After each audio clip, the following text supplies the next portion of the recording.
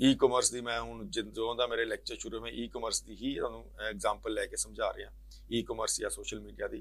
तो the greatest revolution जिहड़ा आया अपने को तुसीं देखोगे अज तो 5-10 साल पहला nobody purchase from online. Even now if you go to a smaller towns nobody is willing to buy fruits from a big baskets or Reliance, है ना, इस तरह चीज़ों कोई खरीद नहीं रहा।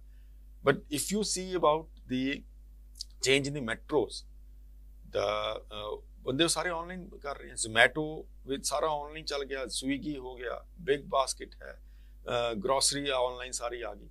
So what is happening, they are taking the trends from the data. We suppose एक कस्टमर है ਤੁਹਾਡੀ उसने ਵੈਬਸਾਈਟ ਤੇ ਆਇਆ, ਲੈਟਸ ਸੇ ਉਹ ਸ਼ੂਗਰ ਲੈਣ ਆਇਆ।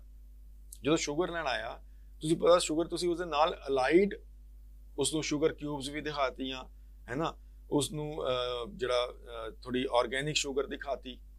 ਸੋ ਇੱਕ ਚੀਜ਼ ਲੈਣ ਆਇਆ, ਦੋ ਚੀਜ਼ਾਂ ਨਾਲ ਲੈ ਗਿਆ। ਟ੍ਰੈਂਡ ਕਿਵੇਂ ਟ੍ਰੈਂਡ ਚੇਂਜ ਹੋ ਰਿਹਾ ਤੁਸੀਂ ਈ ਕਮਰਸ ਦਾ ਦੇਖ ਲਓ, ਐਮਾਜ਼ਨ ਦੇਖ ਲਓ, ਫਲਿੱਪਕਾਰਟ ਹੈ, ਅਲੀਬਾਬਾ ਹੈ ਨਾ, ਇਹ ਸਾਰੀਆਂ ਚੀਜ਼ਾਂ ਤੁਸੀਂ ਦੇਖੋ ਕਿ ਕਿਵੇਂ ਰਨ ਹੋ ਰਹੀਆਂ।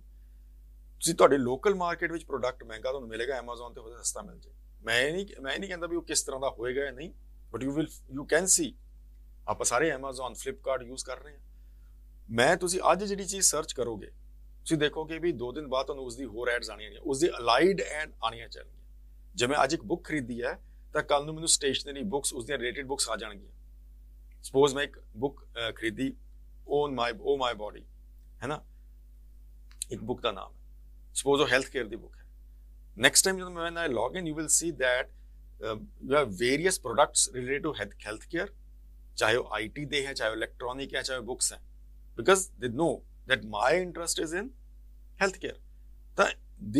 This is how they are attracting customer to their sites. So the big data ਜਿਹੜਾ big data ਹੈ ਉਹ ਇਹਨਾਂ ਸਾਰੀਆਂ ਵੱਡੀਆਂ ਫਰਮਸ ਨੂੰ ਇਸ ਵਿੱਚ ਹੈਲਪ ਕਰੇ। You can say big data is the backbone of e-commerce sites. Data analysis. ਠੀਕ, ਹੁਣ ਕੀ ਹੈ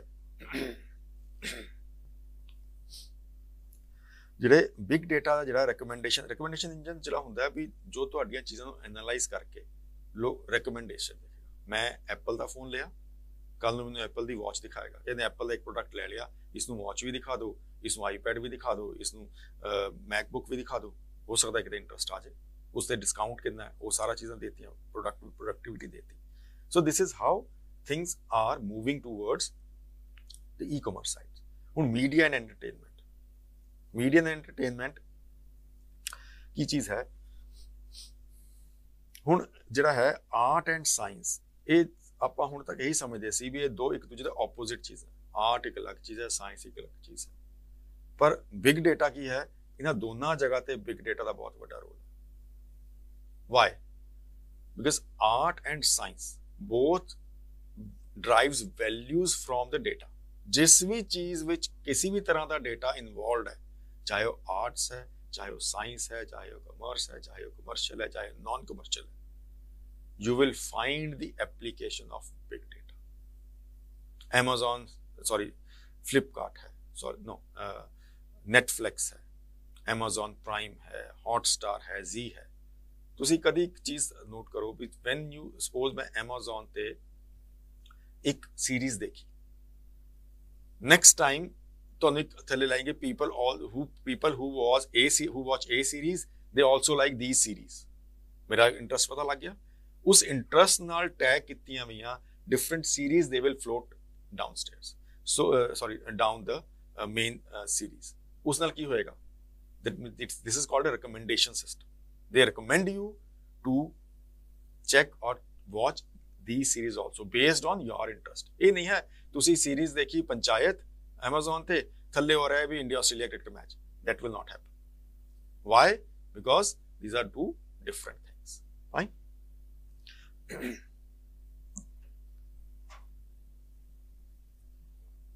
similarly big data in finance, financial ਜਿੰਨੇ ਵੀ ਹੁਣ ਬਿਗ ਡੇਟਾ ਦਾ ਸਭ ਤੋਂ ਵੱਡਾ ਰੋਲ ਜੋ ਅੱਜ ਕੱਲ੍ਹ ਜਾ ਰਿਹਾ ਉਹ ਹੈ digital banking, fraud detections, risk analysis.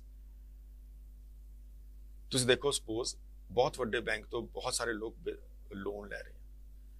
ਮੈਂ ਜਦੋਂ ਐਨਾਲਿਸਿਸ ਕੀਤਾ ਦੇਖਿਆ ਵੀ A category of customers ਜਿਹੜੇ ਆ ਉਹ defaulter ਹੋ ਰਹੇ, then I can check the what kind of characteristics those A category of customers have.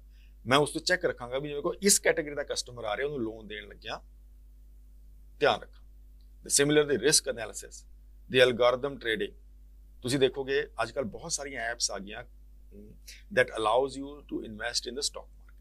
They also give you recommendation which trade can go high, which can go low. How come they know? From the data analysis, the previous data. Suppose एक trade है A, वो अगले 10 दिनों च high होएगा या low होएगा, it will depend how it has been performed from previous 1 year. पिछले 1 साल ਦਾ data analyze ਕਰਨ ਤੋਂ ਬਾਅਦ मैं कुछ prediction ਦੇ ਸਕਦਾ ਵੀ ਇਸ ਪਿਛਲੇ 5 ਸਾਲਾਂ ਤੋਂ ਅਕਤੂਬਰ ਦੇ ਪਹਿਲੇ 5 ਦਿਨਾਂ 'ਚ ਇਸ ਟ੍ਰੇਡ ਉੱਪਰ ਜਾ ਰਿਹਾ, then I can predict that ਅਗਲੇ ਸਾਲ ਵੀ ਉੱਪਰ ਜਾਏਗਾ। So this is how the big data is helping the financial institutions to grow. ਲੋਕਾਂ ਨੂੰ predictions ਠੀਕ ਵੀ ਹੋ ਸਕਦੀਆਂ, ਗਲਤ ਵੀ ਹੋ ਸਕਦੀਆਂ। Predictions are not always correct or always accurate. You are just giving the future trend, analyzing the behavior in the previous. ਉਸ ਦਾ behavior ਪਿੱਛੇ ਕਿਵੇਂ ਰਿਹਾ, ਉਸ ਤੋਂ future 'ਚ ਜਾਣਾ।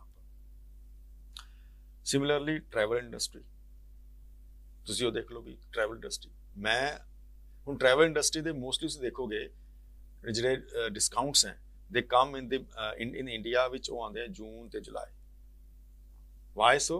Because ਉਸ time mostly ਲੋਕ travel ਕਰ ਰਹੇ ਆ, vacations ਹੈ, ਹੋਰ ਹੈ। So this is the big data that they can take ਵੀ ਕਿਸ ਤਰ੍ਹਾਂ ਦਾ customer ਕਿਹੜੇ destination ਤੇ ਜਾ ਰਿਹਾ।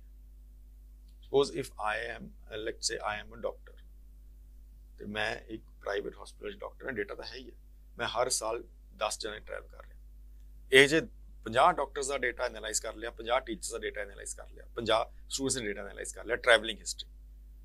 So I can float a better package to doctors, I can float a better package to teachers, I can float a better package to students based on their previous needs, ਕਿਉਂਕਿ ਮੈਨੂੰ ਪਤਾ ਹੈ ਇਹਨਾਂ ਦਾ trend ਇਹੀ ਰਹਿਣਾ।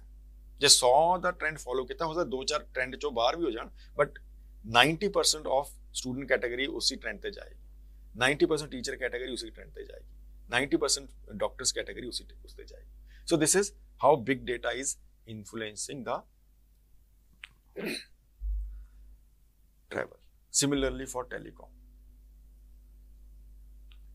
ठीक, telecom की है, ये देखिए ही है how Jio has disrupted the market when it came. उन्हें सारा कुछ ही हिलाता। Earlier there was 5 to 10 players, ਹੁਣ ਕਿਹੜੇ 2-3 players आ गए। वो किवें? बस big data ਦੀ ਬਦੌਲਤ। They have analyzed the data, what kind of problems they are facing, how to resolve it, ठीक, दूर करता। Moreover now what we will see, ਤੁਸੀਂ ਦੇਖੋਗੇ ਤੁਹਾਡੇ ਲਈ ਕਸਟਮਾਈਜ਼ ਪੈਕੇਜ ਆ ਰਹੇ ਹੈ। What I am seeing, I am using Airtel also, Jio also, ठीक, मेरे को एयरटेल ਦੇ ਵੀ 2-3 ਕਨੈਕਸ਼ਨਸ ਚੱਲ ਰਹੇ हैं, हर एक 3 फोन ਤੇ 3 ਐਪਸ हैं, but all 3 apps giving me different customized packages based on the needs। ਜਿਸ ਤਰ੍ਹਾਂ ਦੇ 3 ਯੂਜ਼ ਹੋਏ हैं ਉਸੇ ਤਰ੍ਹਾਂ ਦੇ ਨੀਡਸ ਦੇ ਹਿਸਾਬ ਚੱਲ ਰਹੇ। ਮੇਰੀ ਯੂਜ਼ ਬਹੁਤ ਜ਼ਿਆਦਾ ਹੈ ਤਾਂ ਮੈਨੂੰ ਹੋਰ ਉੱਪਰਲਾ ਪੈਕੇਜ ਦਿੱਤਾ ਗਿਆ ਘੱਟ ਪ੍ਰਾਈਸ ਤੇ। ਮੇਰੇ ਨਾਲ ਜਿਹੜੇ ਮੇਰੇ ਬੱਚਾ ਬਹੁਤ ਘੱਟ ਯੂਜ਼ ਕਰ ਰਿਹਾ ਪਰ ਉਹਦਾ ਬਿੱਲ ਜ਼ਿਆਦਾ ਹੈ, ਉਸਨੂੰ ਉਸੇ ਦਾ ਹੋਰ ਥੋੜਾ ਰਿਡਿਊਸ ਕਰਕੇ ਪੈਕੇਜ ਥੋੜਾ ਘੱਟ ਪ੍ਰਾਈਸ ਆਫਰ ਹੋ ਰਿਹਾ। So customization is a new thing that is happening, individualize customization ਹਰ ਇੱਕ ਚੀਜ਼ ਵਿੱਚ, ਚਾਹੇ ਉਹ ਹੈਲਥ ਕੇਅਰ ਹੈ, ਟੈਲੀਕਾਮ ਹੈ, ਕੁਝ ਵੀ ਹੈ, ਜਿਹੜੀ ਕਸਟਮਾਈਜ਼ੇਸ਼ਨ ਜਿਹੜੀ ਹੋ ਰਹੀ ਹੈ ਨਾ, ਇਹ ਬਹੁਤ ਵੱਡੀ ਚੀਜ਼ ਹੈ। ਇਹ ਬਿਗ ਡੇਟਾ ਦੀ ਦੇਣ ਹੈ ਵੀ ਤਾਂ ਕਿ ਤੁਹਾਨੂੰ ਫੋਲੋ ਕਰਕੇ ਤੁਹਾਨੂੰ ਤੁਹਾਡੇ ਜਿਹੜੀ ਕਪੈਸਿਟੀ ਹੈ ਕਿਸੇ ਵੀ ਚੀਜ਼ ਦੇ ਉੱਤੇ ਕੰਮ ਕਰਨ ਦੀ, ਚਾਹੇ ਸਪੈਂਡਿੰਗ ਹੈ, ਚਾਹੇ ਮੋਬਾਈਲ ਹੈ, ਚਾਹੇ ਕਿਸੇ ਵੀ ਹੈ, ਉਸ ਦਾ ਤੁਹਾਨੂੰ ਕਸਟਮਾਈਜ਼ੇਸ਼ਨ ਕਰਕੇ ਦੇ। Last that I have with you is automobile, ਠੀਕ। ਹੁਣ ਆਟੋਮੋਬਾਈਲ ਦਾ ਵੀ ਜਿਹੜਾ ਇਹ 'ਚ ਬਹੁਤ ਜ਼ਿਆਦਾ ਡੇਟਾ ਦਾ ਆ ਗਿਆ ਵੀ ਜਿਹੜੇ ਅਸੀਂ ਰਿਕਮੈਂਡੇਸ਼ਨ ਜਿਹੜੀਆਂ ਤੁਹਾਡੀਆਂ ਕੰਪਲੇਂਟਸ ਜਿਹੜੀ ਡੇਟਾ ਜਨਰੇਟ ਹੋ ਰਿਹਾ, ਕਸਟਮਰ ਆਇਆ ਮੇਰੀ ਕਾਰ 'ਚ ਵੀ ਇਹ ਪ੍ਰੋਬਲਮ ਹੈ, ਇਹ ਨਹੀਂ ਹੈਗਾ, ਇਹ ਤਾਂ ਹੋਣਾ ਚਾਹੀਦਾ ਸੀ, ਦੂਜਾ ਕਸਟਮਰ ਆਇਆ ਯਾਰ ਇਹ ਵੀ ਨਹੀਂ ਹੈਗਾ, ਇਹ ਹੈਗਾ ਪਰ ਉਹ ਬੈਟਰ ਵੀ ਨਹੀਂ ਹੈਗਾ।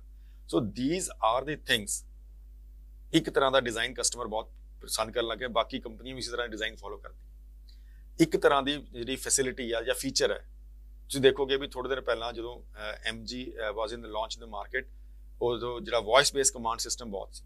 ਨਾਓ you can see every other car is a connected car, data through data driven ਹੋ ਰਿਹਾ ਨਾ ਬਈ ਉਹ ਉਸ ਚੀਜ਼ ਵੱਲ ਕਿਉਂ ਅਟਰੈਕਟ ਹੋਏ, because that feature it has, now one of the reason for attraction, ਤਾਂ ਉਹੀ ਚੀਜ਼ਾਂ ਬਾਕੀ ਫੋਲੋ ਕਰ ਰਹੇ।